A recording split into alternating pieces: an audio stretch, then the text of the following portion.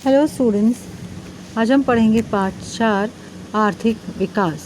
सबसे पहले हम भारतीय अर्थव्यवस्था के बारे में जानकारी लेंगे। भारत एक समय में सोने की चिड़िया कहलाता था। आर्थिक इतिहासकार एंगस मैडिसन के अनुसार पहली सदी से लेकर 10वीं सदी तक भारत की अर्थव्यवस्था विश्व की सबसे बड़ी अर्थव्यवस्था थी। ब्रिटिश काल में भारत की अर्थव्यवस्था का जमकर शोषण हुआ, जिसके फलस्वरूप 1947 में आज़ादी के समय भारतीय अर्थव्यवस्था अपने सुनहरे इतिहास का एक खंडहर मात्र बन के रह गई। आज़ादी के बाद से भारत का झुकाव समाजवादी प्रणाली की ओर रहा। समाजवादी प्रणाली में इक्वल डिस्ट्रीब्यूशन होता है। जो वेल्थ रहते हैं, समाज की जो पूंजी रहती है, उसका इक्वल डिस्ट्रीब्यूशन होता है, समान वितरण होता है सभी में। सार्वजनिक उद्योगों को बढ़ावा दिया गया इसके अंतर्गत।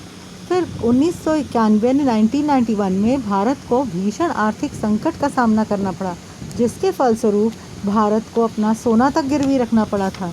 इन भारत की अर्थव्यवस्था विश्व की तीसरी सबसे बड़ी अर्थव्यवस्था है। क्षेत्रफल की दृष्टि से विश्व में भारत 7वें स्थान पर है, परंतु जनसंख्या की दृष्टि से भारत का दूसरा स्थान है।